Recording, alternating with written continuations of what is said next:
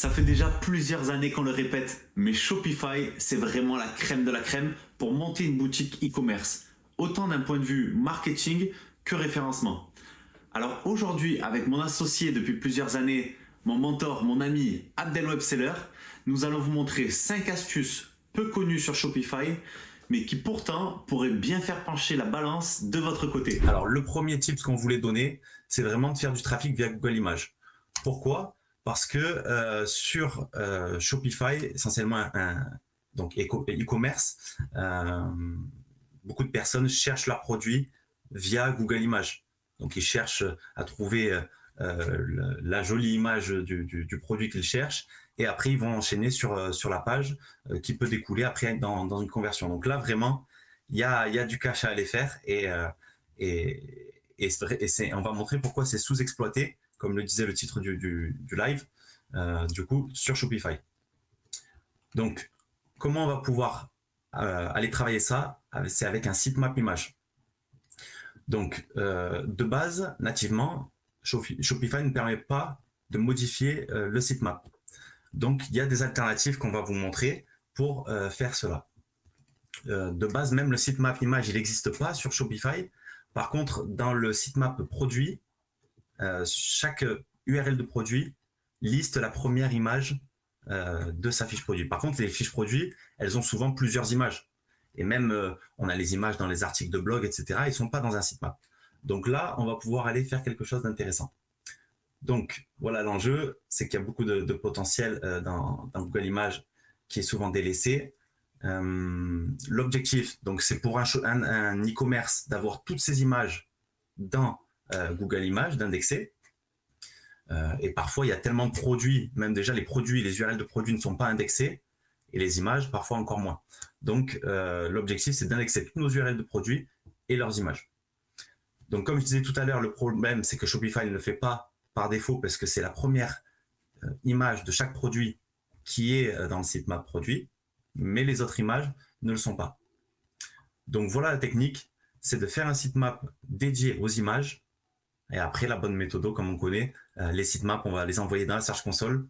Et j'ai rajouté à la fin, je ne le vois pas, je vais cacher le petit clic, vous voyez, c'est le fait de bien nommer les fichiers avec nos mots-clés, plus les balises alternatives, pour vraiment se positionner sur les mots-clés.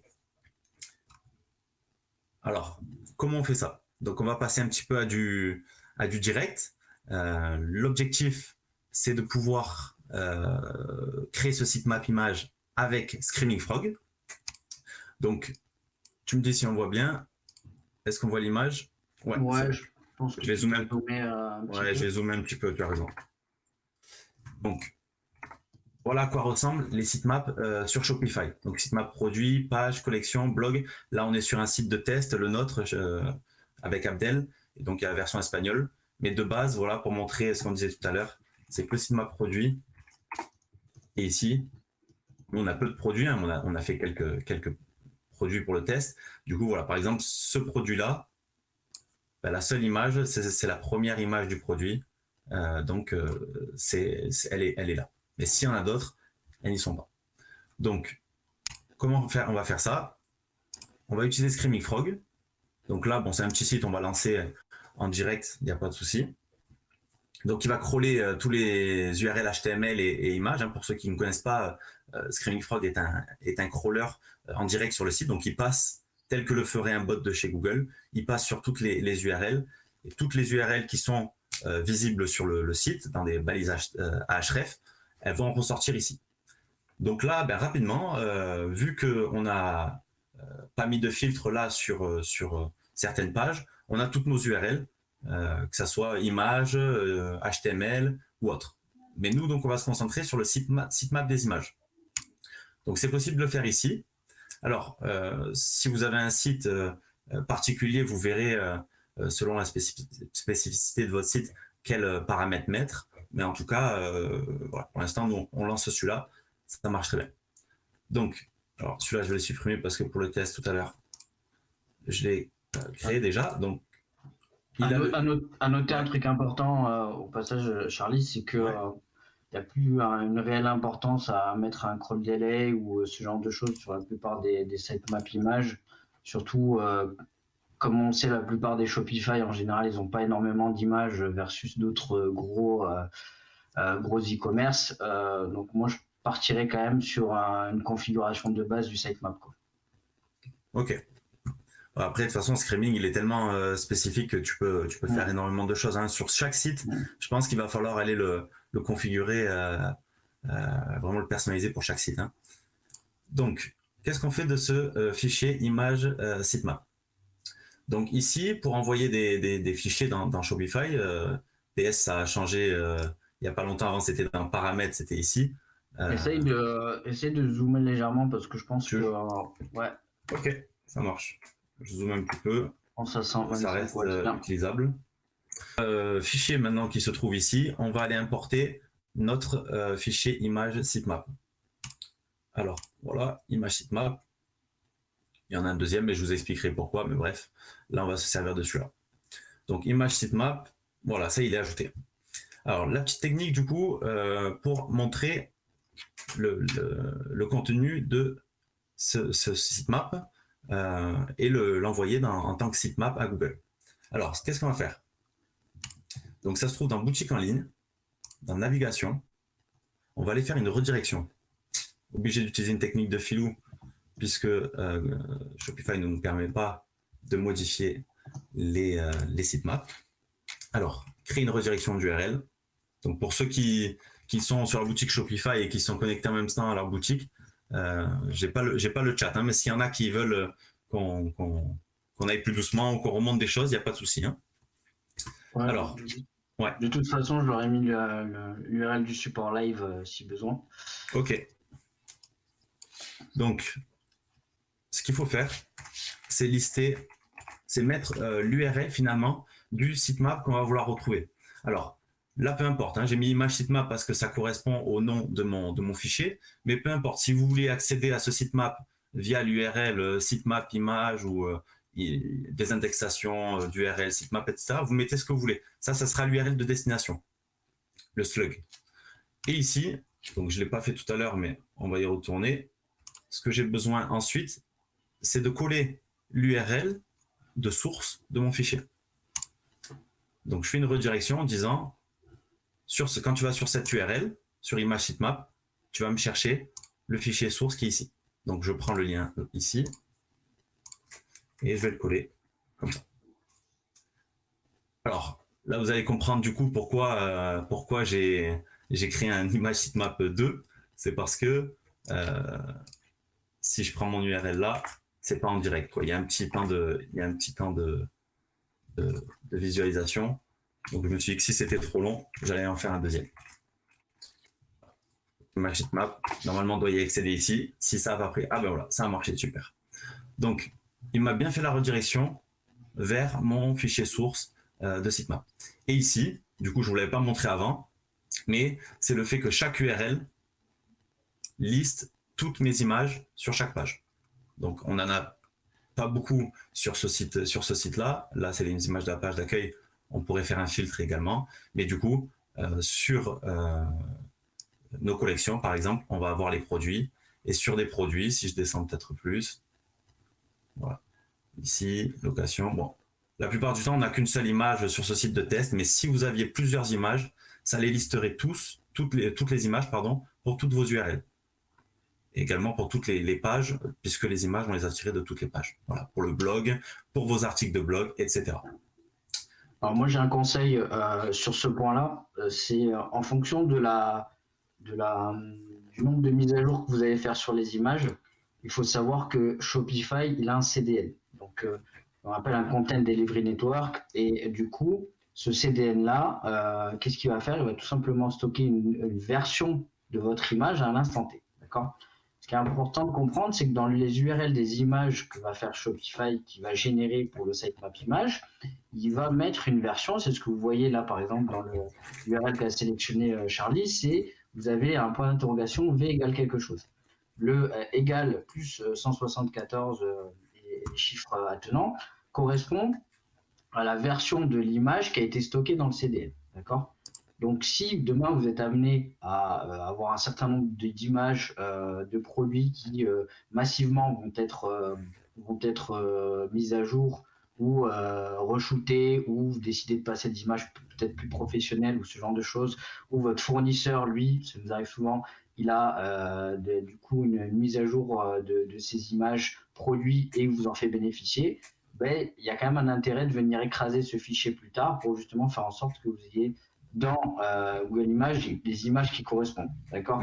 Il y a deux écoles. Hein. Il y a ceux qui disent ah, mais tu vas perdre le ranking.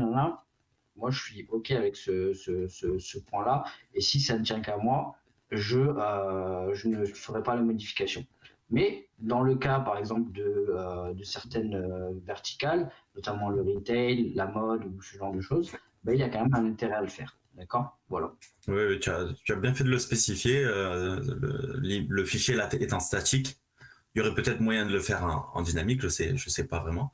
Mais en tout cas, il va falloir aller de temps en temps ça, le remettre à jour. C'est la solution vraiment sans application pour éviter de vous faire payer une application.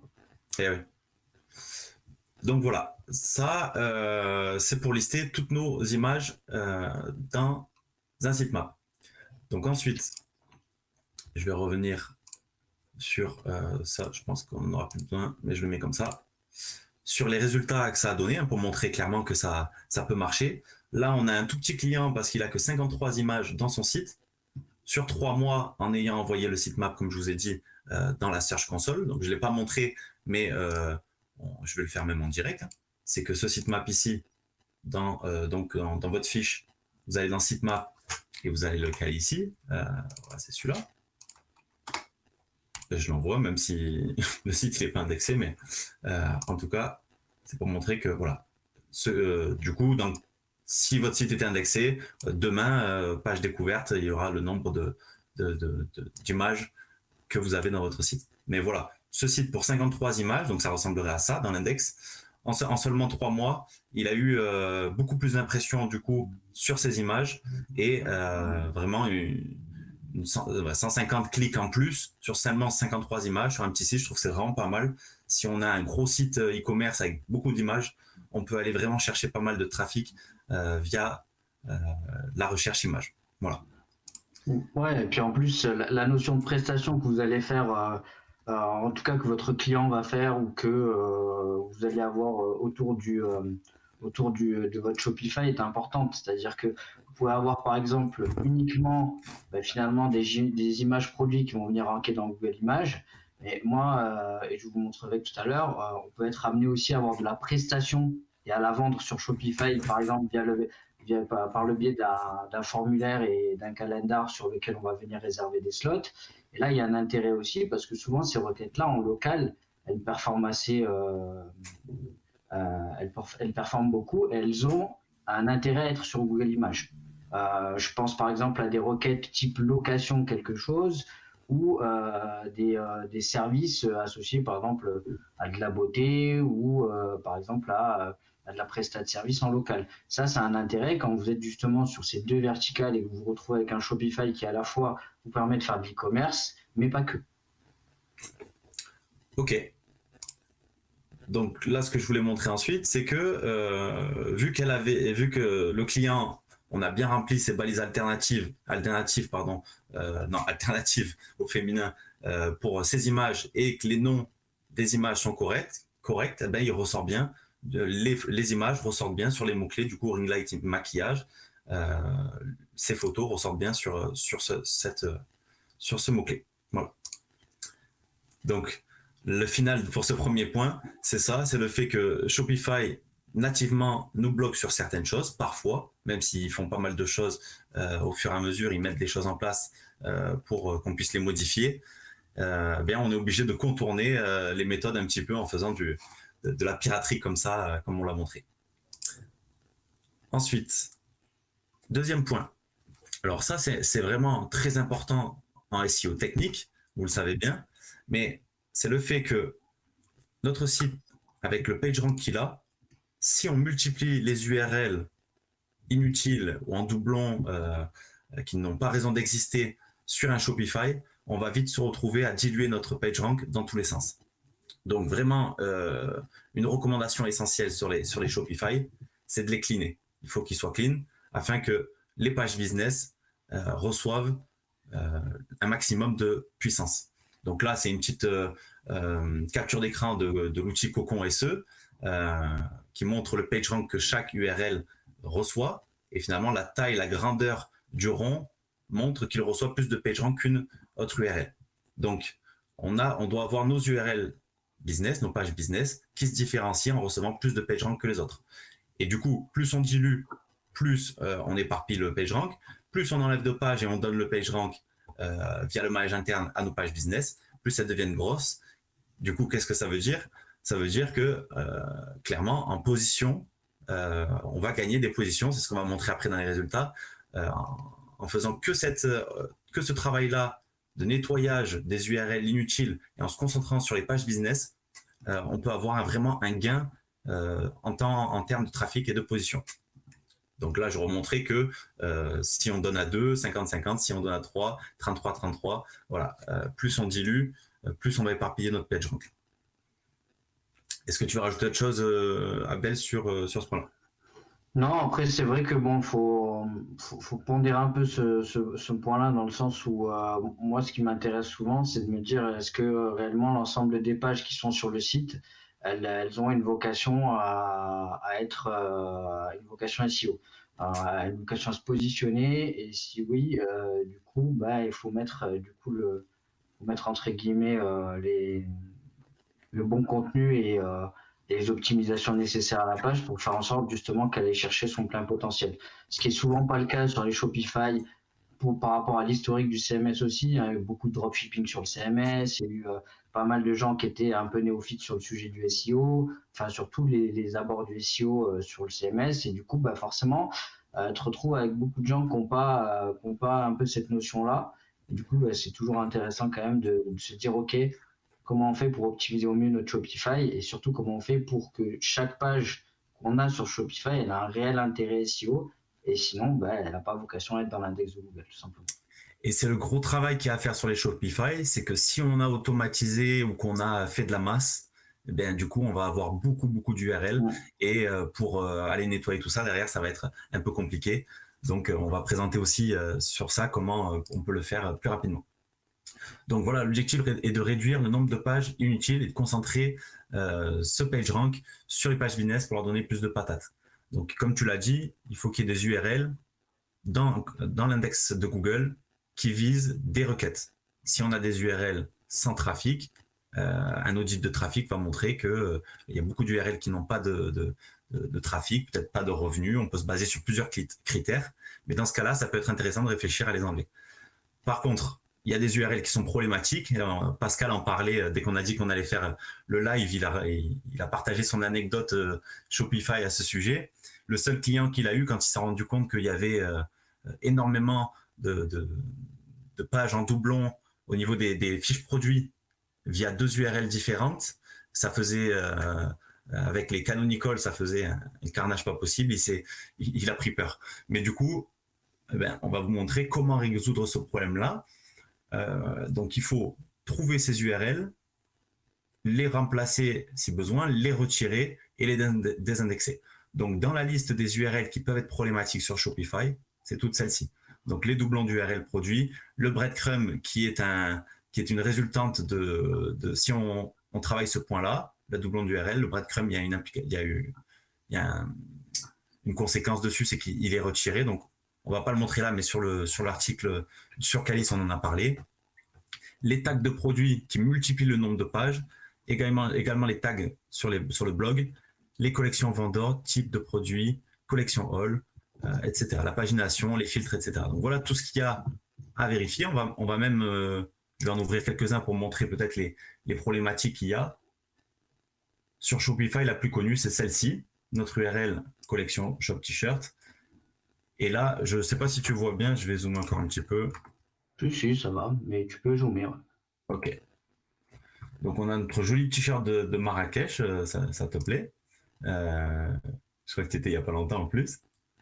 Voilà le problème, du coup, c'est l'URL. Ici, on est en collection shop t-shirt, produit, Marrakech t-shirt. Donc ça, clairement, sur Shopify, vous avez bien compris qu'on ne peut pas le retirer. Collection et produit, ou alors Si on le retire, il faut passer par des méthodes un peu plus poussées. Mais l'URL, celle-ci, c'est l'URL version longue. Elle peut intéresser certaines personnes qui veulent montrer dans quelle collection on est, mais le problème SEO, c'est qu'en fait, elle est canonisée par l'URL courte. Shoplala, product, Marrakech T-shirt. Donc, on a deux URL qui sont en duplicate. C'est du dust, on dit. Duplicate URL, same text. On a la version courte ici, product Marrakech. Donc, laquelle vous voulez garder? La plupart du temps, on garde celle-là. En plus, du coup, là, ce qu'on fait, c'est qu'on dit à Google, viens visiter cette page, mais la bonne, c'est l'autre, celle-ci. Donc là, on fait tourner en bourrique. Donc, il y a moyen de mettre directement cette URL produit. Donc, ça, c'est une problématique. Les tags de produits, c'est pareil. Si on crée des tags dans les produits et qu'on utilise les collections plus les tags, ça peut être très utile quand on a beaucoup de produits et qu'on veut mettre des filtres pour trouver certains produits. Mais il y a d'autres moyens d'y arriver, il y a des alternatives, parce que le problème, c'est que chaque produit avec un tag va créer une nouvelle collection liée à ce tag. Et le problème, c'est quoi? C'est que on vient, pareil, dupliquer la catégorie, par exemple, jean. Là, c'est un tag qu'ils ont mis catégorie jean. Ils ont créé des tags avec ces noms-là. Mais peut-être qu'il y a une autre collection jean. Donc là, on vient la doubler. Et en plus, la problématique, c'est que ces pages-là ne sont pas personnalisables. Le tag, là, si on veut l'enlever dans la title pour la travailler, ça va devoir passer par du développement. Si on veut mettre un texte d'introduction, etc., ça passe par du développement. On ne peut pas le faire de base. Voilà, la mise en forme, etc., c'est pas possible. Donc les tags, avec Abdel, on est un peu frileux sur le fait de les utiliser. Est-ce que tu je pense que c'est le même sujet que sur un WooCommerce ou un WordPress en général, c'est qu'il faut l'utiliser avec parcimonie et se dire que si on le fait avec en bonne intelligence, en tout cas sur cette partie-là. Je sais que souvent, on est amené aussi à crawler des WooCommerce et on est un peu sur le même procédé, la même problématique. C'est problématique tag énorme, donc variant, n'en parlons pas. C'est aussi le cas aussi pour les requêtes search, et finalement qui ont la même problématique. Donc c'est important quand même de se dire, parce que là c'est à peine ce que vous voyez sur Google en termes d'indexation. Donc imaginez un peu ce que remonte la Search Console dans la partie erreur et parce que en général vous voyez qu'une partie d'iceberg sur l'index de Google. Je sais que j'ai trouvé des sites où il y a plusieurs milliers de résultats, genre le site Tupperware, il est avec les tags sur les recettes, c'est une catastrophe. Il a 1 milliard de résultats comme ça qui sortent sur ces pages tags. S'il y a un SEO qui va passer par là, il va devoir... Il y avait aussi, je ne sais pas si tu veux en parler, tu sais, la notion de hack qu'il y avait autour de l'URL vendeur. Ouais, des URL vendors où en gros on pouvait générer en fonction de certains templates, on pouvait générer du coup des URL en masse qui étaient indexables. Tu as raison, quand tu me l'avais montré, j'étais choqué, mais elle a partiellement été résolue depuis le temps. Maintenant, il sort une 404. Donc, tu veux le tester en live peut-être Non, là on a quand même encore plein de sujets. Ouais, mais, on pourra en parler lors du deuxième live et je pense que ça intéressera certains. Ok, voilà, c'est sur les collections vendeurs comme ça. Il y a cette URL là, on va le tester ici. Si à chaque fois vous créez un fournisseur du coup sur vos fiches produits, ça peut être intéressant pour aller se positionner sur des requêtes de marque, mais la plupart du temps ça reliste les produits dans une collection avec le nom du vendeur. Bon là, je crois que ça fait carnage, mais si on en va en voir un autre, peut-être voilà c'est chinoisé du coup. Je crois que celui-là il s'est fait spammer. Mais voilà, ça aussi les vendeurs, donc dans l'URL c'est point d'interrogation, Q est égal, etc. Voilà, ça pareil, pas de moyen de le personnaliser. Et le problème, comme tu disais, Abdel, tu vois, c'est le cas, c'est le fait que tu peux passer des paramètres, n'importe quel paramètre ici dans la requête. On va voir si ça marche toujours. Yo-yo. Toi, tu veux pas que tes amis marseillais de Jot ils soient copains avec toi. C'est vrai. Et du coup, Voilà. Non, mais, C'est que ça sort en 200. Oui, c'est que ça sort en 200, mais tu m'avais montré sur le fait que le texte il ressort et qu'il balance, il balance des contenus à tire-larigot ici. Et qu'après, ouais, tu te mais retrouves en plus, si tu balances un certain nombre de contenus et que c'est indexable et que derrière tu peux pousser du backlink, si tu fais ça en masse, ça peut être assez problématique pour le site c'est clair. qui se prend ça. Donc, Ah bah c'est le cas, là, ça indexe du coup des ouais, contenus chinoisés poussés de l'extérieur. Ouais. voilà. Voilà. Donc, on en a cité que quelques-uns, mais du coup, voilà, toutes les pages sur lesquelles il va falloir aller va falloir aller corriger.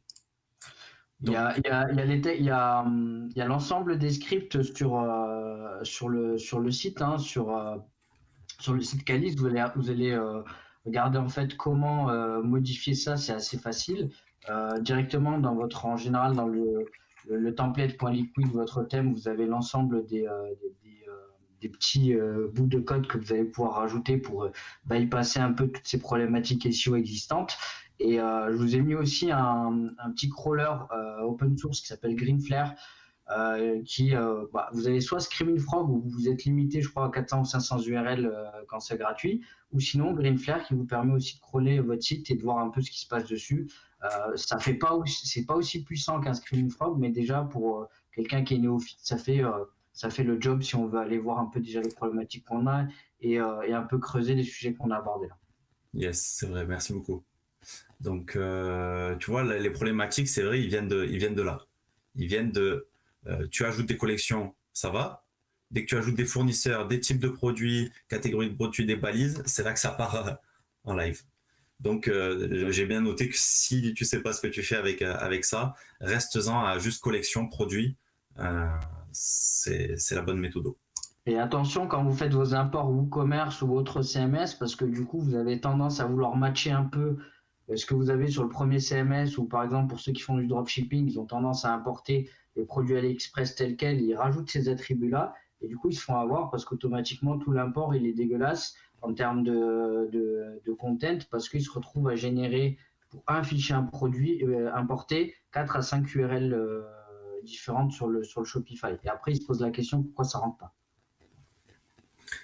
Donc voilà comment on va faire pour réduire les pages inutiles. Donc on va les détailler un petit peu, mais voilà les étapes. Ça sera de comparer l'indexation de Google, donc combien il y a de pages dans Google, vs combien de pages sont réellement crawlées par un crawler type de Screaming Frog. Faire un export de l'indexation des URL de Google et d'aller repérer avec des filtres les URL inutiles, de les noter, de voir où elles se trouvent dans le site pour pouvoir les supprimer. Et parfois, il faut les supprimer directement dans le code, là, comme ces URL qu'on a montré de doublons de produits. Des fois, c'est simplement d'aller supprimer les tags. Hein. Si on supprime, d'ailleurs, on peut le faire en masse, de supprimer tous les tags sur le gestionnaire de fiches produits dans Shopify. Si vous sélectionnez tous les produits, vous pouvez les supprimer en masse, ces tags. Donc, des fois, ça sera ça. De désindexer du coup à la suite de ces étapes-là, d'aller désindexer les URL de Google. Et à la fin, comme je disais, quand on va un peu plus loin, c'est d'aller faire un audit de trafic pour juger toutes les pages selon leurs métriques, si on les garde ou non. Mais voilà, ça demande un travail encore plus poussé. On va bien plus loin. Donc, je vais pas le faire en direct, mais j'ai montré les images pour l'expliquer. Sur la Search Console, pour l'exemple d'un site qu'on a pris, dans page, on avait 1460 URL. Par contre, dans Screaming Frog, le crawler, lui, il a vu 582 URL HTML. Donc, d'où elles viennent ces 1000 URL en plus que Google a indexées. C'est là la problématique. Donc, ça peut être, comme on a dit, tous les problèmes listés avant. Ça peut être la pagination, ça peut être les filtres, ça peut être les doublons, etc. Il y a aussi un point, c'est que souvent, au même titre qu'un WordPress ou un autre CMS, il a des URL de feed. Et du coup, en fait, le flux RSS, il a quand même un intérêt, hein, hormis être scrappé pour nos amis qui font du Discover. C'est de se dire que sur Shopify, il y a exactement la même chose. D'accord ? Et du coup, ça, nativement, ça crée énormément de problématiques aussi. de remontée d'erreurs dans Shopify, dans la Google Search Console. Ouais. Et du coup, pensez aussi finalement à cleaner cette partie-là parce que si c'est pas utile pour vous, autant les bloquer directement dans Robot.txt. C'est à date la seule chose que vous pouvez faire. Il n'y a pas spécifiquement un code que vous pouvez mettre pour désactiver la fonction ou quoi que ce soit. Mais voilà, c'est déjà on va dire un petit pansement versus si vous ne le faites pas du tout. Et du coup, j'ai invité les personnes également. Je sais pas pourquoi il me switch tout seul. Pas touché, moi. Mais, ouais. C'est peut-être avec la souris que ça se passe. Il faut que je reste sur le clavier. Donc, à contrôler, du coup, dans un premier temps, à quoi ressemble le crawl qui a été fait via un diagramme fondé sur les forts. Donc, c'est dans l'onglet visualisation de Screaming Frog et de voir un petit peu la structure du site, de passer la souris dessus et de voir s'il y a des URL qui sont problématiques. Quand c'est en rouge, c'est un no-index, donc déjà ça donne une piste, mais de voir rapidement la structure, comment elle est faite, ça peut nous aider. Même si c'est un peu technique, ça peut nous aider déjà à faire une première vue. Donc ensuite, dans la deuxième étape, faire un export de l'indexation de Google et repérer les URL inutiles. Donc on va aller dans page indexée et on exporte en haut à droite toutes les pages indexées dans un Excel. Ensuite, pour aller repérer toutes les URL qui sont problématiques, on peut utiliser un filtre. Donc on va utiliser un filtre sur la partie URL, ne contient pas produit, mais contient collection avec les 2 étoiles. Cette regex va nous sortir toutes les collections qui sont avec des tags. Donc déjà, on va repérer ça. Il y a aussi les URL all. Et si on a beaucoup de produits, on va avoir une pagination monstre sur les URL de la collection all. Pareil pour les best-sellers et les meilleures ventes, il y en a beaucoup qui de base ne les ont pas cachés, donc ils dévoilent leurs meilleurs produits à tout le monde. Mais là également, si ça n'a pas d'intérêt SEO de se positionner, on va les enlever. Et du coup, les tags, là on va regrouper les tags de blog, parce que si on a voulu mettre des filtres dans le blog, on va créer également des tags, donc on aura le même problématique que les produits tout à l'heure. Et là, du coup, on va avoir toutes les URL de tags produits et des blogs. Donc, une fois qu'on a repéré toutes ces URL, on va pouvoir les noter, les mettre de côté. On peut également regarder à vue d'œil les résultats de l'Excel et de voir quelles sont les autres URL qui peuvent être problématiques. Donc, la pagination, etc., si ce n'est pas rentré dans ce cadre-là des filtres. Mais sur Calis, on a également donné toutes les URL qui peuvent être problématiques. Donc, voilà, il y a les pages légales, les pages vendors, etc. Ça en fait partie. Il faut noter pour chaque site si ça a besoin d'être supprimé ou pas. Vous pouvez retrouver ce tableau sur MetaRobot, NoIndex, NoFollow. Donc une fois qu'on les a notées, toutes ces URL, il faut trouver d'où elles viennent sur le site, où elles ont été appelées. Donc ça, une fois qu'on a une URL, je vais ressortir Screaming Frog. Finalement, j'ai bien fait de ne pas le fermer. Donc imaginons que cette URL-là est problématique pour moi. Donc ce que je peux faire, c'est qu'en venant du fichier Excel, j'ai noté ces URL. Je vais les rechercher ici. Je vais chercher si elles ont été trouvées dans le crawl. Si elles ont été trouvées, je vais repérer où. Donc elles ont été repérées via ces pages-là. Donc il faut que j'aille sur cette URL pour aller retrouver mon lien vers la page plan du site. Alors comment faire? Il y a le texte d'ancrage, je peux me baser sur ça pour retrouver. Mais moi, ce que j'adore utiliser, c'est ça, c'est le chemin du lien, c'est beaucoup plus simple d'utiliser le chemin express. Je vais sur mon URL, je l'ouvre, voilà, et je fais un CTRL F, F12. Tac, oh là là, j'ai les doigts un peu gros.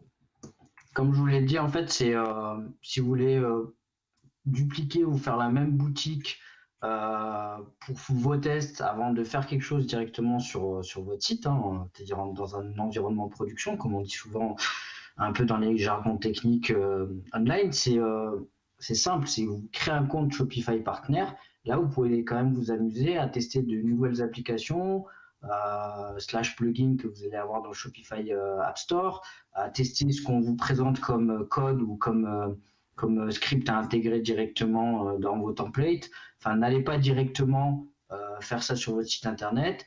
Copiez votre thème, vous pouvez l'exporter et le réimporter dans une boutique de test. Vous pouvez aussi exporter vos produits et l'importer dans une boutique de test et vous tester comme ça. D'accord? Sachant que Shopify, vu que la plupart de nos auditeurs n'ont pas forcément la version plus qui permet du coup de nous créer des environnements de développement slash recette ou un environnement dédupliqué qu'on appelle souvent staging. Et du coup, pour faire ça, vous pouvez le faire directement via du coup ce qu'on appelle l'environnement Shopify Partner qui nous permet de faire des boutiques de tests et de déploiement.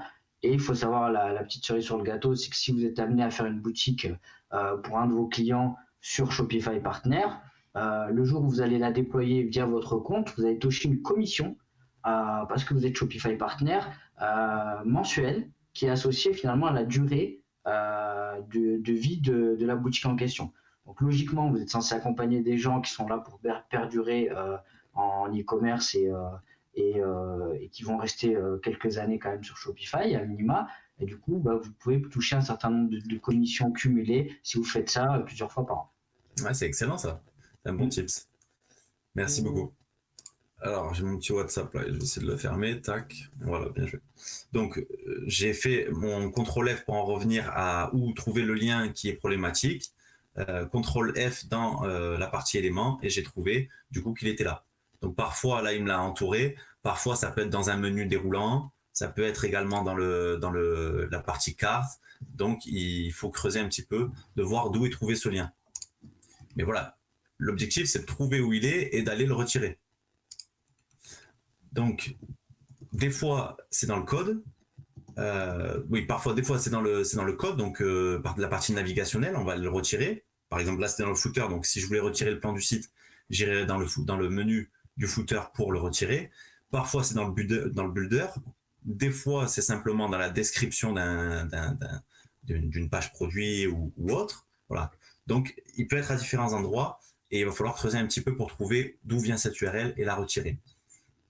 Donc, je voulais montrer l'exemple de ce problème-là, de retirer les URL en doublon des collections. Donc, comment faire? Ça se trouve dans le code. Dans Snippet, on va le faire même ensemble. Hein. Faire un CTRL F. Ça peut être selon les thèmes dans différents fichiers. Il va falloir creuser un petit peu, mais c'est toujours dans Produit. Et retirer la variable Product URL. Donc, ça ressemble à ça. Et il faut que ça se retrouve de cette manière. Donc, je vais même le montrer en direct, ça pourrait être sympa. Tac. Okay. En fait, ce qu'il faut comprendre, c'est que la variable product URL avec une pipe within collection, elle va générer toutes ces URL qui sont /collection /produit, le nom produit. Donc, en fait, on lui dit on intègre la collection dans l'URL en rajoutant ce within collection.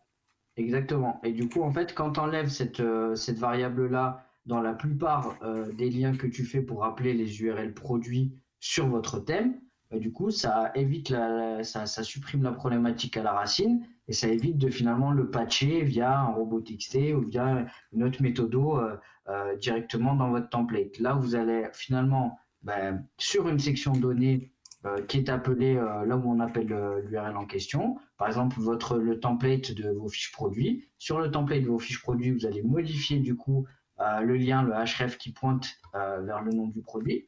Et du coup, ça règle la problématique dès le départ. Et quand vous allez recrawler ensuite avec Screaming Frog ou un autre crawler, vous faites toujours le avant-après. Vous allez voir, c'est le jour et la nuit. Vous divisez quasi par deux le nombre d'URL qui ont été détectés. Et ça, c'est bien parce que, OK, sur des petits sites, il n'y a pas vraiment une notion de crawl budget à prendre en compte.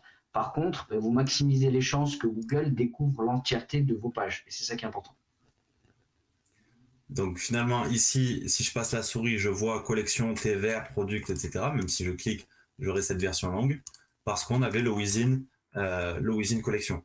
Donc si je l'enlève, que j'enregistre, si je retourne dans ma collection, on va retirer cette URL du coup vers la version courte. Donc, je vais rafraîchir encore une fois, ça prend peut-être un peu de temps. Mais voilà, si je clique ici, j'ai direct ma version courte. Donc là, vous retirez une URL en plus de toutes les URL inutiles à enlever sur Shopify, qui est cette URL en doublon des fiches produits. Voilà. Donc voilà comment le montrer. S'il y a plusieurs occurrences, avec le CTRL F sur Within, on va aller retirer les plusieurs et les différentes occurrences de l'intégration Within Collection. Et des fois, si ça corrige pas le problème, vous regardez, hein, contrôlez. Si ça corrige pas le problème, c'est peut-être dans un autre fichier. Donc, faudra aller creuser un petit peu. Voilà. Ouais, dans tous les cas, on en parle sur le blog et Charlie a fait un excellent tuto sur le sujet. Donc, n'hésitez pas à aller checker sur Support Live ou quoi. Et nous, on rajoutera en fait de toute façon l'ensemble des liens qui sont associés un peu à ce qu'on vient de dire. Oui, clairement. Aidez-vous. Hein. Aidez-vous du tuto qui a été fait sur YouTube à ce sujet, ouais, sur les structures d'URL. Tu voulais rajouter une chose? Pardon, je t'ai coupé. Non, je fais le maître du temps et je vois que le temps passe vite, il est déjà 19h20, donc il faut qu'on enchaîne. Ok. Donc ensuite, je vais enchaîner plus rapidement, t'as raison. Donc il va falloir aller désindexer toutes ces URL et ça se passe par du coup le fichier theme.liquid. Donc on va aller rajouter ces parties de code.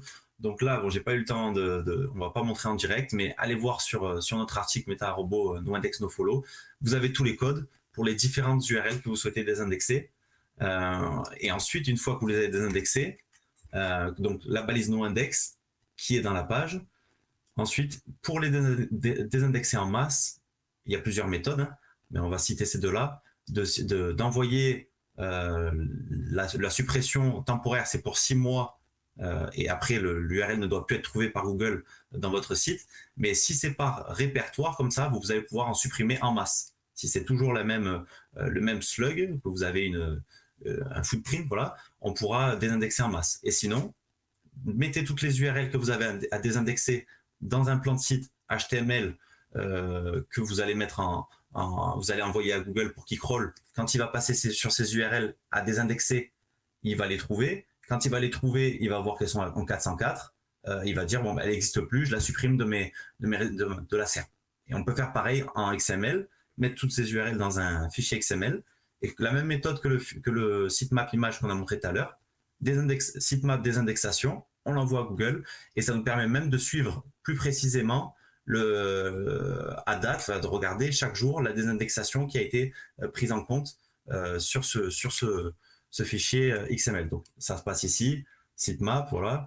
Une fois qu'il a été reconnu dans page, bon ben là c'est un site d'exemple à pas, mais sinon dans page, vous allez pouvoir sélectionner par sitemap.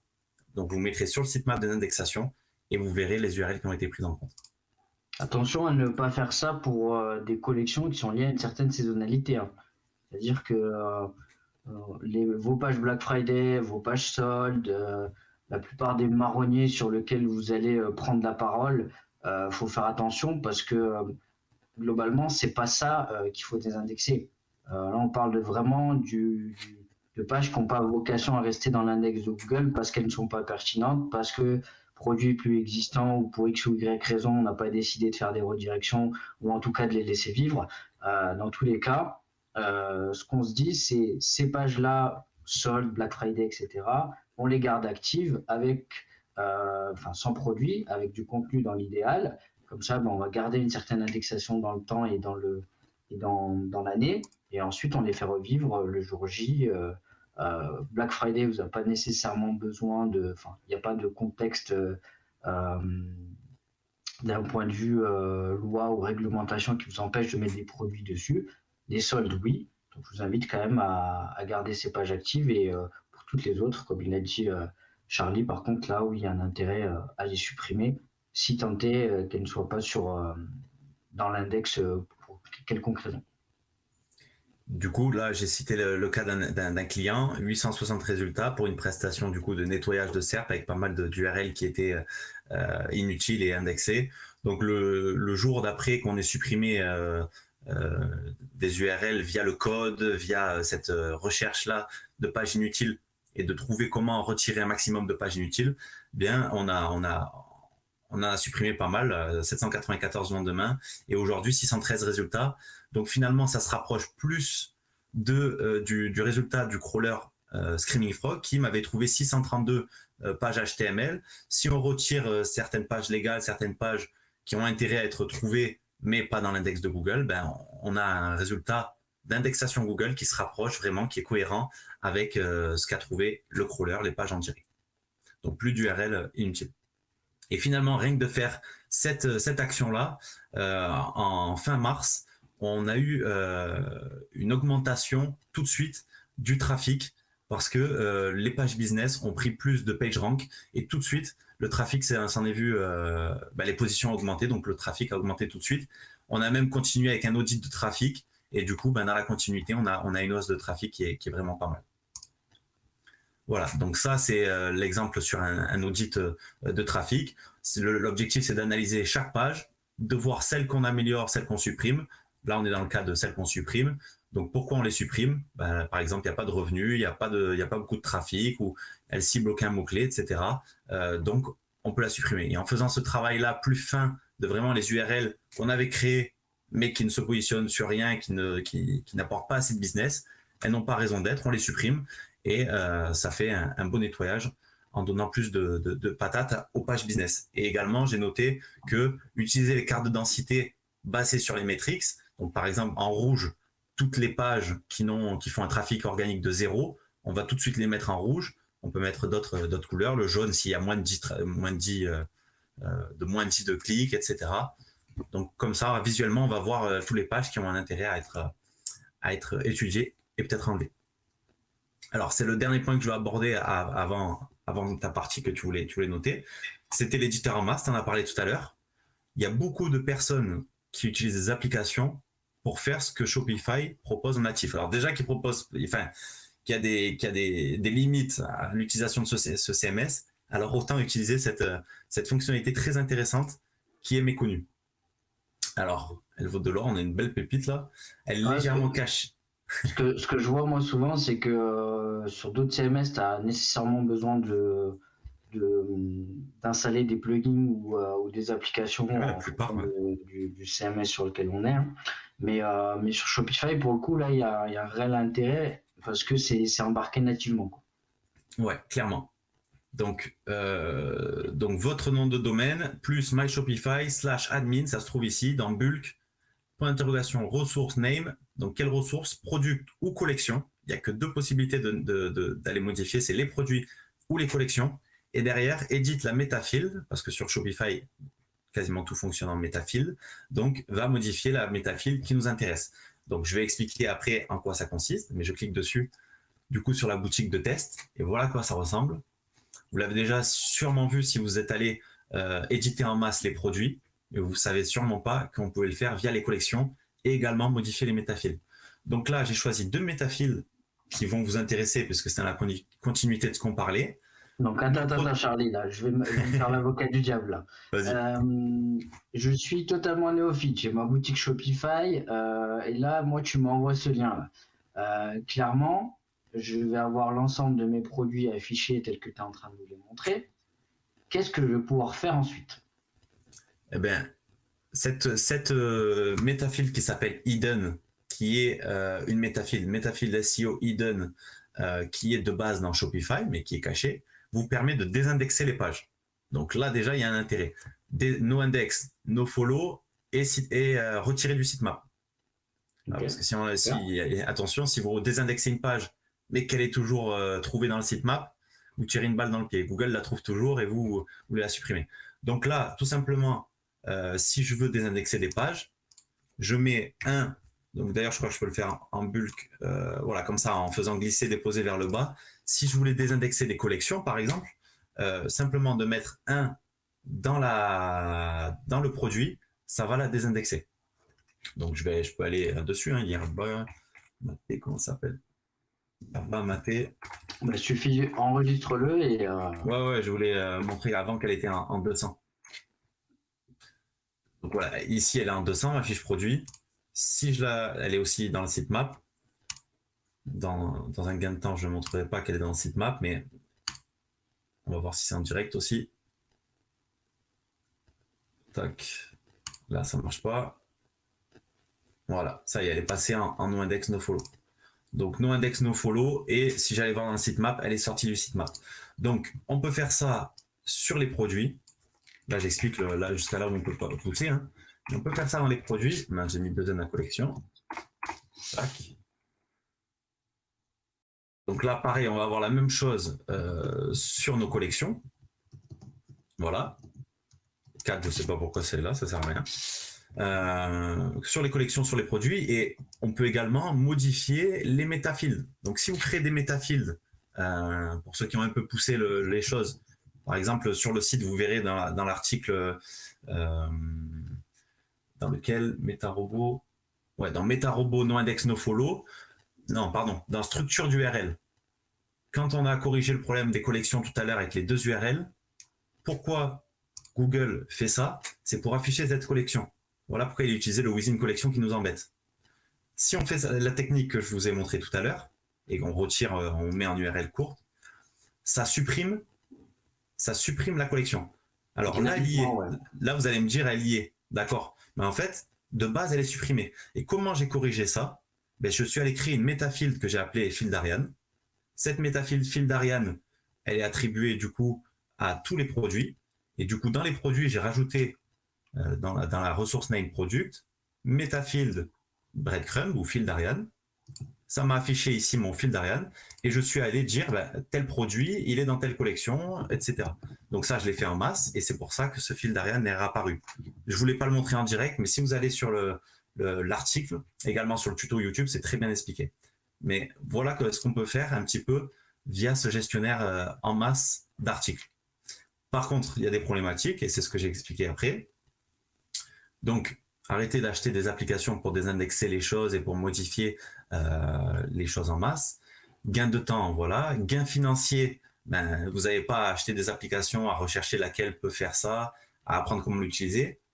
L'obstacle, c'est le fait que si on veut aller plus loin, on peut être parfois bloqué par la quantité de fiches produits, etc. à faire. Donc, il faudra passer par un export CSV avec des applications comme Matrixify, Metrixify ou Metafield Guru. C'est Metrixify et Metafield Guru. Et Metafield Guru, voilà, pour faire un export CSV et repousser les choses dans le site. Par contre, pareil, sur les autres types de pages que les collections et les fiches produits, donc dans les articles de blog, dans les pages, etc., si vous voulez les modifier en masse, pareil, il faudra passer sur une application type Metafield Guru ou Metrixify. Je vous montre comment changer 2 types de pages. Voilà, type de page et Metafield, je vous l'ai montré en direct. Voilà pour cette partie qui est vachement intéressante, selon moi, de gestion en masse via l'éditeur. Alors, je te laisse la main, du coup, pour parler un petit peu de ce qui nous plaît en ce moment. Merci, Charlie. Et puis bon, pour finir, du coup, sur ce live je vais aborder 2 points. Donc, je vous rappelle que sur Calys, avec un Y, kalys.fr/support-live, où vous allez pouvoir du coup remplir un petit formulaire et on vous enverra la presse qui contient la plupart des codes, etc. Parce que j'ai totalement conscience qu'on aborde des sujets qui sont très techniques pour certains ou assez complexes à intégrer directement et qu'on ne peut pas faire les choses en live, bien entendu. Et du coup, on vous envoie notre presse et vous avez aussi l'ensemble des liens qui sont présents sur le blog kalys.fr sur lequel vous allez pouvoir retrouver tous les tutos abordés unitairement, sujet par sujet, que ce soit les canonical, que ce soit les tags, que ce soit le robot TXT et que sais-je, on a quand même passé la plupart des sujets SEO-techniques sur ce CMS comme il faut. Alors maintenant, vous savez que moi, je suis, pour ceux qui me suivent un peu, je suis un adepte de l'automatisation et j'aime pas mal automatiser les choses quand ça a un intérêt et quand on évite de faire de l'automatisation pendant 20 heures pour une tâche qui peut nous durer 30 secondes si on le fait à la mano. Là, pour le coup, je voulais vous parler un peu d'un sujet assez intéressant qui est en l'occurrence l'utilisation finalement de ChatGPT ou plutôt de l'API de ChatGPT, enfin l'API d'OpenAI, pour justement de l'automatisation sur Shopify. Donc, qu'est-ce qu'on peut faire comme automatisation sur Shopify? Vous allez me dire, et quel est l'intérêt finalement de venir encore mettre un chat GPT dans notre boutique e-commerce? Quel finalement intérêt ça peut avoir? Sachant que pour la petite histoire, il faut savoir que Shopify aussi bosse sur des sujets d'automatisation. Donc, je voulais aborder ce sujet en vous spécifiant 2 scénarios possibles. Le premier scénario, c'est de se dire, on a finalement un ensemble de produits sur notre boutique, on n'est pas à même de les optimiser comme on veut en bulk, c'est-à-dire en masse, d'accord? Et notre objectif quand même, c'est de gagner du temps en tant qu'e-commerçant. Et le but c'est quand même d'y passer le moins de temps possible par produit. Donc, pour ce faire, on va utiliser 2 techniques possibles. Donc, la première, c'est d'utiliser notre bon vieux Google Sheet adossé à une petite extension Chrome qu'on va utiliser, qui s'appelle qui s'appelle GPT-4Sheet, pardon. Et GPT-4Sheet qui va nous permettre, grâce à l'API qu'on va avoir d'OpenAI, d'éditer en masse l'ensemble des produits qu'on va avoir sur Shopify. Alors pour ça, on le fait en 2 étapes. Je vous ai mis ici le petit tuto de notre ami Optizen App, qui est en fait une grosse app SEO sur Shopify, qui permet quand même pas mal d'automatisation. Et ils ont fait un sujet en complément. Ce tuto-là, qui n'est pas de nous, je précise, et vous aurez un petit template dessus qui vous permet de réécrire les produits sur Shopify. Donc ça se fait en 2 étapes. Vous allez directement sur Shopify exporter vos produits, d'accord? Une fois que vous allez exporter vos produits, donc je vais partager assez rapidement l'écran, vous allez voir. Ouais, alors je vais aller sur Screen, petit instant. Voilà, partager l'écran, boum. Et vous me dites quand vous voyez du coup mon écran. Tu arrives, sinon si tu veux, Ah non, on est bon. Voilà, ça y est, je l'ai affiché. Alors, est-ce que vous voyez bien le Google Sheet? Tu me dis si c'est OK pour toi. Ouais, c'est bon.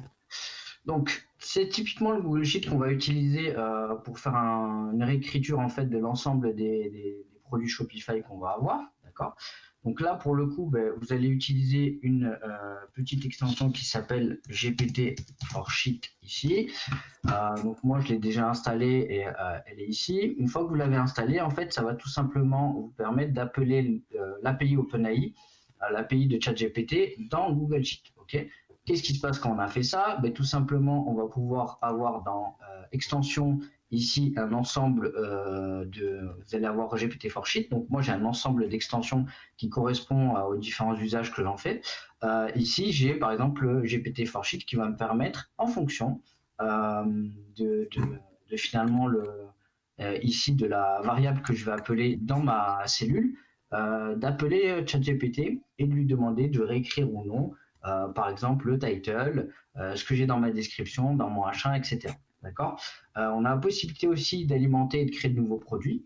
Donc, une fois que ça c'est fait, et une fois que je l'ai fait directement via Google Sheet, je vais pouvoir réexporter sur Shopify et ensuite, par exemple, réimporter. Alors, je vais vous le montrer sur une boutique qui, elle, n'est pas de test. Directement, la possibilité d'importer. Donc ici, si on décide de vouloir optimiser finalement assez rapidement l'ensemble de nos produits avec ChatGPT, on vient ici sélectionner. Donc ici, par exemple, là, je vais mettre tous. Vous pouvez sélectionner ceux qui vous intéressent. Dans l'idée, en général, on va aller sélectionner des ébauches ou des produits qui sont d'abord en draft ou en brouillon, appelez ça comme vous voulez. Et ensuite, on va faire un petit export ici. Ici, je vais sélectionner directement l'ensemble des produits, donc produits sélectionnés, et ensuite je fais un export pour Excel ou autre tableur. J'exporte mes produits. Une fois que j'ai fait ça, tout simplement, je reviens sur Google Sheet, et là, je vais faire importer, et je vais sélectionner en fait l'import qui m'intéresse ici, en cliquant sur parcours et en allant chercher mon fichier sur Shopify. Donc là, je ne vous le fais pas ici parce que ça risque de prendre un certain nombre de temps. Mais une fois que vous avez fait ça et que vous avez réécrit l'ensemble de vos produits ici avec les prompts que vous voulez, donc il y a pas mal de prompts que vous pouvez retrouver quand même associés à de l'e-commerce sur Twitter ou sur Google en général. Ou après, vous pouvez aussi tester de faire vos propres comptes. Une fois que vous avez fait ça, vous allez exporter via Google Sheet sur Shopify et ensuite vous allez tout simplement via ici la fonction importer, d'accord, un modèle de CSV qui est celui de Google Sheet, vous le réimportez ici et vous pouvez les publier, d'accord. Donc vous avez deux possibilités. Je te stoppe, Abdel, juste un instant. Peut-être que nos amis n'ont pas bien compris comment où tu insères ton prompt dans ton fichier Excel. C'est directement en utilisant égal GPT, d'accord. Donc en utilisant égal GPT. Ça c'était important de le mentionner, je sais pas si. En utilisant égal GPT, ici, dans Google Sheet, on a toutes les options associées à ChatGPT. Donc ici, il y a l'option Submit a prompt to GPT and return the completion. Vous pouvez utiliser un tag, edit, etc. Donc il y a tout un tas de fonctions GPT qui est associée à l'extension. D'ailleurs, il y a la doc de ressources. Hein, ouais, il y a la doc de ressources qui est juste en dessous de mémoire. Ici, vous avez l'ensemble des fonctions qui sont associées. D'accord. Et ensuite, vous avez directement, quand on clique sur, je reviens ici, sur extension GPT, vous avez l'aide ici. Et vous pouvez cliquer sur en savoir plus. Vous avez gptforwork.com et là, vous avez l'ensemble des infos qui concernent GPT for Sheet avec la notion d'installation, comment vous mettez en place votre clé API, comment vous commencez, les différentes fonctions que vous pouvez utiliser autour de ChatGPT, etc. Voilà. Donc, du coup, ils doivent rentrer leur prompt directement dans la case avec la fonction de get. Exactement. Une fois que ça c'est fait, vous allez pouvoir du coup récupérer le résultat, vous exportez, vous faites plusieurs itérations bien entendu pour arriver au meilleur résultat possible. Vous réimportez dans votre petite boutique Shopify et une fois que ça c'est fait, donc ici importer, ajouter un fichier, donc c'est l'export que vous allez avoir de Google Sheet et là vous avez tout simplement traité en masse l'ensemble de vos produits, d'accord ? Donc l'intérêt du coup c'est de venir vraiment automatiser cette rédaction de description produit parce qu'on a trouvé des produits, on les a importés dans Shopify, mais la partie description peut être fastidieuse. Ben là on peut l'automatiser avec un bon prompt sur ChatGPT, vraiment quelque chose de fin, c'est ce qu'il disait, réitérer, de voir le premier résultat, ce qui vous sort, et réitérer en améliorant peut-être le prompt pour avoir vraiment des descriptions quali. Bah, tu as un résultat le plus quali possible en fonction des différents prompts que tu vas trouver et ce que tu vas itérer. Là, l'intérêt, c'est vraiment de se dire, bon, je peux éditer l'ensemble des produits sur le même fichier et du coup, ça va me permettre aussi de voir certaines erreurs que j'ai faites sur certaines descriptions ou de mettre des variables, par exemple, si j'ai énormément de produits pour gagner du temps et automatiser le process. Yeah. C'est aussi valable pour les balises SEO, d'accord. Et c'est pas uniquement juste les titles ou la description du contenu. Deuxième cas possible, donc ça c'était en utilisant Google Sheet. Vous avez aussi la possibilité, si vous êtes adepte de Make, d'utiliser la génération via Make.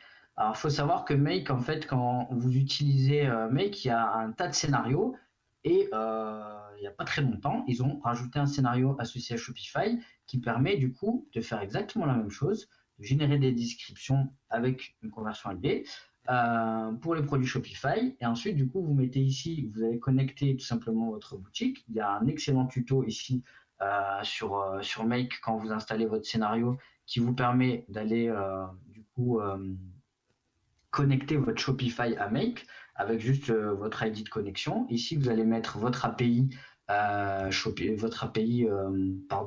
OpenAI. Et ensuite, vous allez choisir le modèle. Donc, vous pouvez utiliser plusieurs modèles en fonction de ce que vous avez, ce que vous voulez utiliser. Donc, si vous ne voulez pas utiliser des crédits en masse d'OpenAI, vous pouvez utiliser la version 3.5 Turbo, par exemple. Si vous voulez quand même des grosses descriptions avec des grosses sorties, on peut aller vers les prompts qu'on pourra utiliser avec GPT 3.5 Turbo 16K ou la version 0613. Ok, voilà. C'est ce qui va nous permettre ensuite de faire ici un markdown pour le passage en HTML et de le réinjecter dans Shopify. Donc vous avez la possibilité directement de récupérer ici le titre ou la sélection du produit donné que vous voulez dans votre boutique Shopify, ou de lui mettre une variable associée à telle typologie de produit ou telle collection, et du coup ensuite les passer dans OpenAI et les réinjecter dans Shopify. Moi personnellement, je suis plus adepte de la première utilisation via Google Sheet parce que ça me permet de faire aussi du rechercher remplacer en masse, mais c'est aussi une solution par exemple quand on souhaite déployer son site assez rapidement à l'étranger. Voilà. Donc ça c'est une manière de faire, il y en a plusieurs.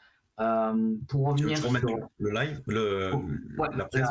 la presse, pour revenir sur ce que je disais sur l'automatisation via OpenAI des descriptions produits et du contenu produit sur Shopify, l'intérêt de Make, c'est beaucoup sur l'automatisation, sur des variantes de notre boutique traduites. Si on décide par exemple de sortir une version espagnole, une version italienne, là, c'est un réel intérêt d'utiliser Make parce qu'on va pouvoir faire en bulk l'ensemble des produits et on va lui insérer du coup un prompt incluant la traduction. D'accord. À l'instar d'un Shopify Magic qui est déjà présent, qui est un peu l'IA qui est présente. Alors, je ne sais pas si vous avez déjà vu, mais je vais vous le repartager via mon écran. On a la possibilité maintenant, et je le remets ici. Ouais, je vais le partager. Je vais l'ajouter, voilà. Vous voyez mon écran Shopify? Ok. Oui, Donc, ils ont dû voir apparaître ça il n'y a pas longtemps. ouais.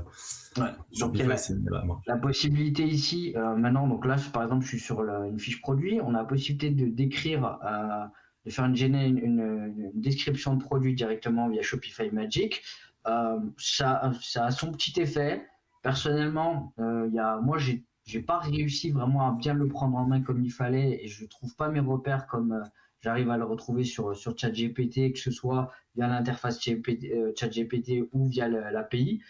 Déjà, ne serait-ce que sur ChatGPT, il y a vraiment une différence entre ce qui nous sort via API versus l'interface. Mais là, via Shopify Magic, moi, j'ai vraiment du mal. Alors, pour ceux qui ont un peu plus la main et qui s'amusent beaucoup plus dessus, je vous invite à échanger avec moi de vos petits tips et je vous donnerai moi aussi quelques autres tips sur le sujet. Mais personnellement, j'ai évité de passer du temps dessus parce qu'en plus, il n'y a pas la possibilité, comme on le fait sur OpenAI, de le faire en masse. Et ça, c'est quand on le fait individuellement, c'est bien, hein, vraiment pour le faire de temps en temps. Mais quand il faut en faire 150 ou 200, là, on se retrouve vite limité parce qu'il va falloir aller sur chaque fiche produit une par une, ce qui peut poser. L'outil est plutôt bien pour l'avoir essayé, mais c'est même s'il n'est pas à la hauteur pour moi de ChatGPT, mais tu as raison, la problématique principale, c'est ça, c'est le fait qu'on ne peut pas travailler en masse. Ouais. Est-ce que tu veux que j'enchaîne du coup avec partie? Allez. Dernier tip. Bon, on a un petit quart d'heure de retard, mais on l'a prévu. Hein. ceux qui sont encore là, c'est que ça leur convient. Pour les données structurées, du coup, est-ce que tu veux en parler ou je fais moi? Je peux te laisser la main sur les données structurées et puis après je te dirai un petit mot parce qu'il y a ta vision SEO, il y a ma vision e-commerce et je pense que c'est important de donner les deux visions. Ok, ça marche. Donc voilà, on voulait mentionner l'importance des données structurées.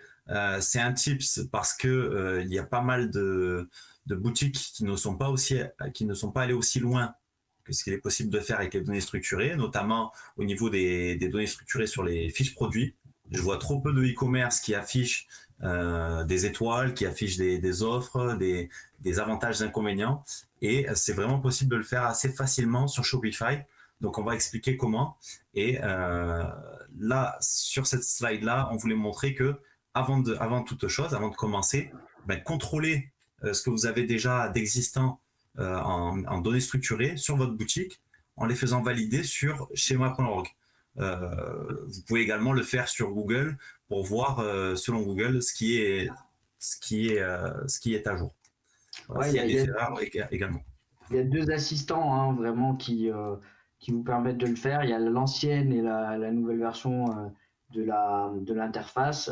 Moi, j'aime bien rester sur l'interface schema.org parce que il y a des choses intéressantes dessus. L'autre aussi. Elle est plus claire pour moi.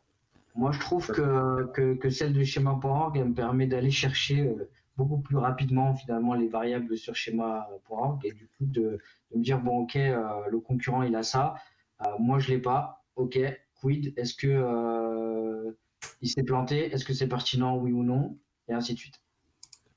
Ouais, clairement. De montrer, d'aller chercher la concurrence, c'est un bon tips de ce qu'ils ont fait actuellement. Donc sur cette partie-là, je voulais mentionner le fait que les données structurées sont très importantes pour le site, mais ça permet vraiment à Google de comprendre de quoi parle votre site, dans quelle thématique il est. dans quel domaine spécifique. Et c'est pour ça que Schema.org, puisqu'on utilise ce type de données-là, avec ce type de vocabulaire-là, avec le type avec en JSON et plus en microdata et RDFA comme c'était fait avant, on a vraiment moyen de spécifier dans quel domaine, dans quel sous-type se trouve notre site internet. Donc, on est par exemple sur un site internet organisation, une société. Oui, mais quel type de société? Vous êtes en airline? Est-ce que c'est un site internet en ligne? Est-ce que c'est quelque chose? Est-ce que c'est une boutique en local, par exemple? Donc, il y a vraiment moyen d'aller spécifier précisément quel est le sous-type de dans quel sous-type vous trouvez. Et ça, pour Google, ça a de l'intérêt parce qu'il va pouvoir mieux comprendre votre site internet. Donc, il faut aller spécifier organisation et un sous-type précis.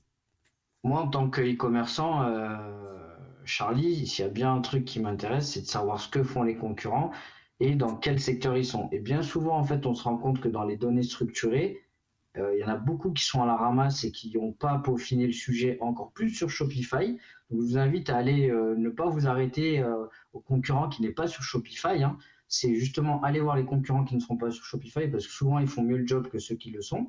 Et aller vraiment creuser l'importance à associer aux entités. D'accord ? La notion d'entité sur Google, si vous voulez que Google arrive à cerner l'entièreté de votre business et à relier finalement votre société, ce que vous représentez, le business que vous faites, les produits que vous vendez à finalement votre site internet et à faire un match des deux, c'est important de lui donner un maximum de billes. Et pour ça, ça passe encore une fois par le code et ça passe encore une fois par, là en l'occurrence sur Shopify, nous on va venir l'enrichir avec du JSON parce que c'est l'intégration la plus simple sur le template et ce qu'il y a. Et c'est ce qui se fait maintenant le plus couramment sur la plupart des CMS. Mais ne vous embêtez pas avec la technique. Si demain vous n'êtes pas à même de le faire techniquement, il y a des applications pour ça. Il y a des tutos là sur Calis, on a fait aussi un tuto sur le sujet. L'essentiel, c'est de le faire sans application carrément. Ouais. Donc l'essentiel, c'est de se dire, ok, moi je vais d'abord aller scruter la concurrence et je vais aller m'intéresser aux données structurées et aller fouiller un peu dans l'ensemble des données structurées pour voir ce qui match réellement avec ce que je vends et avec qui je suis. Et une fois que j'ai fait ça en tant que finalement bon e-commerçant qui se respecte, je vais faire déjà une V1 de ce que j'ai.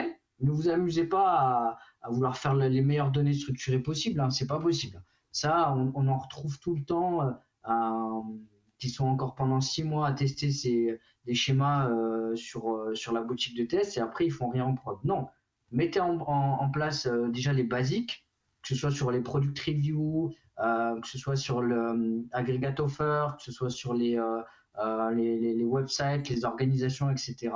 Si vous avez par exemple une notion de localité aussi, il y a tout un pan des local business aussi, et même des personnes autour des local business sur lesquelles vous allez pouvoir faire quelque chose. Et ça, c'est intéressant parce que si vous vendez de la presta ou des produits ou des requêtes que vous visez en local, mon produit plus le nom de la ville, il y a quand même un intérêt à faire une page.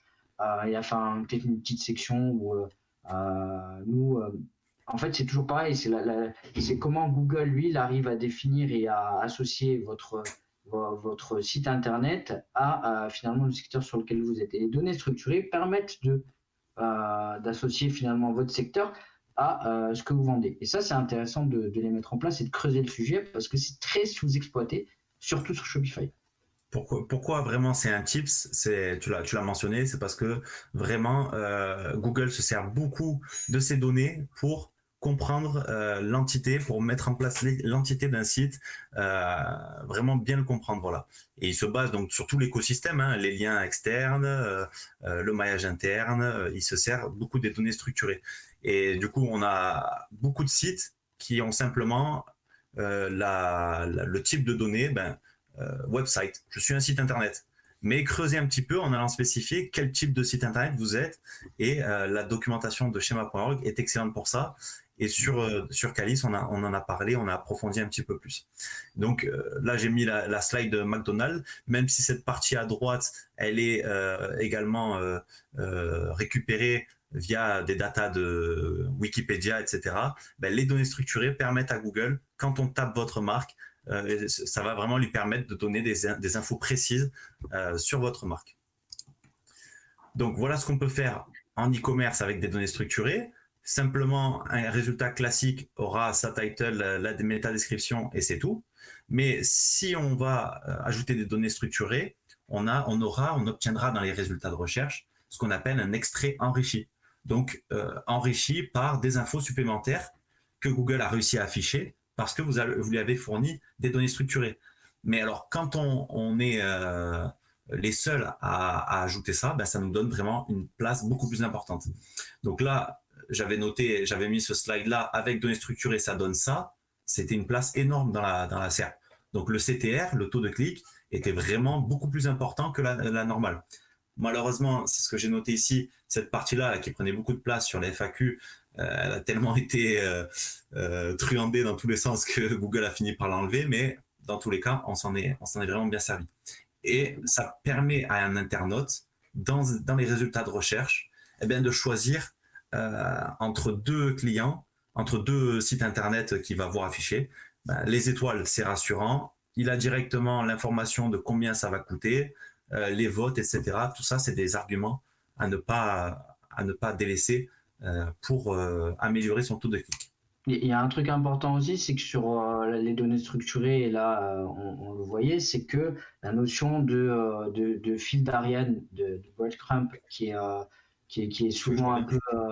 non, tu peux laisser, hein, qui est souvent désuet et mis de côté, c'est quelque chose qui, sur Shopify, est intéressant parce que finalement, vous allez avoir souvent quelque chose de très propre parce qu'il y a juste deux variables à les appeler et contrairement des fois à des complexités qu'on peut avoir sur d'autres CMS. Donc, je vous invite vraiment à utiliser les données structurées le plus largement possible, les avis, la notion de stock, la notion aussi de fil d'Ariane, comme je l'ai dit. Pour certaines verticales, on peut aller beaucoup plus loin encore, mais dans tous les cas, si on a déjà ça en e-commerce, franchement, c'est royal. Excellent. J'avais celle-là aussi qui était pas mal. Regarde. Tac, je vais la caler ici. Voilà. Là, on a sur ce résultat-là, on a avantages et inconvénients. Ça, c'est énorme aussi. La place que ça prend, c'est délicieux. J'adore. Ouais, en fait, en stock un jour. Tout pixel qu'on peut gratter est important en fait en termes d'amélioration du CTR. Donc, et ça, clairement, c'est le genre de petit quick win que vous allez mettre sur votre boutique qui va vous permettre d'améliorer votre CTR. Et on se rend compte des fois aussi sur les positions SEO, quand vous allez être 4e ou 5e versus quelqu'un qui est 3e mais sans données structurées. Déjà, Google le prend en compte quand même, hein, je trouve, sur les résultats de recherche, mais surtout, il va améliorer grandement le CTR, même si vous êtes 4e. Et oui. Et puis si les clients viennent sur le 4e résultat et cliquent davantage parce qu'il leur semble plus pertinent, vous allez remonter rapidement. Ok, donc là on a listé, bon vous pouvez faire des screenshots si vous voulez, hein, mais voilà les métadonnées les données structurées à utiliser par type de page, donc principalement cela, et comme je vous ai dit, allez creuser un petit peu sur quel sous-type de business vous êtes dans la documentation de schema.org. Et également sur les produits, ne délaissez pas toutes ces choses qu'il est possible de donner, parce que si vous voulez des résultats enrichis, comme j'ai montré tout à l'heure, livraison en 1 ou 2 jours, c'est une info super importante, un argument de poids dans les SERP. Eh ben, il faut utiliser un maximum de sous-données dans les propriétés. Voilà. C'est clair. Ok, donc comment on fait, ça a l'air assez compliqué, etc. Ben, en fait, oubliez le mot c'est compliqué sur Shopify. Shopify est ultra simple quand vous avez la bonne info. Donc là, on est les seuls à donner ces tips sur notre site. Profitez-en, ce sera peut-être pas toujours le cas. Ici, on a donné le texte, le code en liquide à envoyer dans donc le type de format JSON à envoyer directement dans le type de page qui vous intéresse. Alors nous on aime bien utiliser à l'agence, on aime bien utiliser un extrait. On met ça dans un extrait et dans notre point liquide, on va appeler notre extrait directement. Mais vous pouvez tout simplement aller dans le type de page, par exemple main article, qui est pour les articles de blog, et envoyer les JSON qui sont liés aux articles en bas de votre page. Voilà. Donc un point important auquel je voulais mentionner également, on a le type product. Là, on a les propriétés de ce type. Ici, c'est des variables. Dès qu'on a des accolades comme ça, c'est des variables. Celles qu'on a données sur Calis sont les plus communes. Par contre, vous le verrez très très bien d'ailleurs dans le tuto qui a été fait sur YouTube sur les données structurées. Si vous devez vérifier en faisant un contrôle-U du code source, une fois que vous avez validé ce code-là, vous allez sur votre page, vous faites un contrôle-U, vous allez à la partie, vous tapez CTRL F JSON, vous allez à la partie où les métadonnées ont été interprétées et vous vérifiez que vos variables ont été interprétées. Si product title, la variable ne s'appelle pas comme ça, ce serait bizarre, mais c'est une qui fonctionne quasiment tout le temps. Mais si product title, la variable n'a pas été interprétée et qu'il n'y a pas écrit produit numéro 1 et qu'il y a simplement écrit product title, ça veut dire que votre variable n'a pas été interprétée. Donc, ce n'est pas la même de celle qu'on a donnée par défaut sur votre thème à vous. Donc, ce que vous devez faire, c'est que vous devez aller retrouver la variable de votre thème pour l'ajouter ici. Et comment faire pour la retrouver? Bien, on va aller à un endroit où cette donnée est renseignée et on va aller retrouver dans le code la variable qui a été utilisée pour afficher cette donnée. C'est un peu spécifique, mais n'hésitez pas à utiliser le tuto de YouTube, il est vraiment bien fait. Et si vous avez besoin d'infos en privé, ça sera partagé avec grand plaisir. Est-ce que tu voulais rajouter quelque chose? En tout cas, je pense qu'on a... Non, moi je te remercie en tout cas pour ce ça. petit live ensemble. Où est-ce qu'on peut nous retrouver pour un peu échanger sur Shopify et éventuellement avoir plus d'infos sur le sujet? Eh ben, sur Twitter, sur nos pages respectives. Sinon, si vous voulez aller plus loin pour qu'on creuse un petit peu le sujet avec un audit gratuit de votre site pour voir le potentiel qu'il y a à le pousser beaucoup plus loin, contactez-nous via le formulaire donc de contact. On prendra un petit rendez-vous via calendrier. Tu peux le partager, la page contact, pour qu'ils voient le calendrier assez rapidement. Tu veux que je l'ouvre ou tu veux que je le partage dans le... Tu peux l'ouvrir. Ouais, ok. Donc, tout simplement, une page de contact. Ouais. Après, on montrera l'endroit où ils peuvent récupérer les slides si tu veux. Hein. Ouais, on a. Alors, je vous ai mis un petit widget qui est visible à l'écran. Vous me dites si vous le voyez pas. Sur lequel vous avez la ressource qui est disponible et vous avez juste à remplir finalement votre ressource.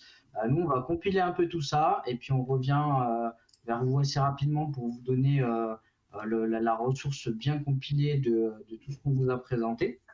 Parce que je suis totalement conscient qu'il y a des choses qui sont un peu indigestes niveau code et niveau compréhension. Et Charlie, il est avant tout là aussi pour répondre à vos questions.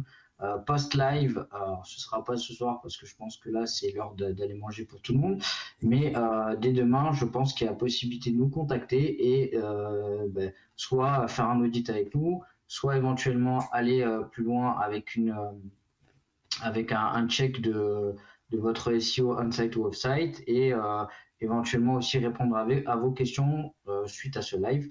Nous, on va se retrouver prochainement pour d'autres lives parce qu'on a bien envie de continuer ce format du coup avec Charlie. Et du coup, je prends vos questions directement dans le chat. N'hésitez pas. Parce que j'y ai pas accès, mais s'il y a des questions, qui sont données, je pourrais on avait une question de Sylvain qui nous disait une app pour ajouter des extraits enrichis ou direct en HTML pour Shopify. Ça, je pense que tu y as répondu.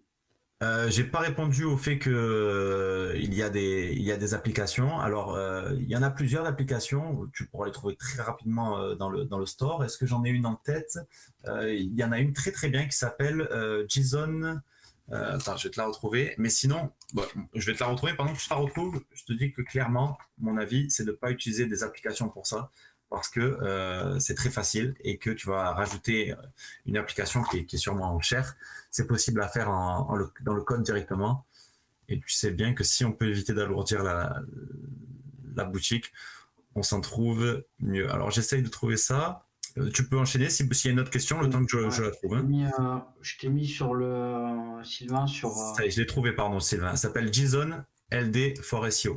Et c'est une magnifique app parce que en fait tu la payes une fois. Alors là, vous tirez la langue devant le prix, mais tu la payes une fois et tu pourras l'utiliser sur toutes tes boutiques. Et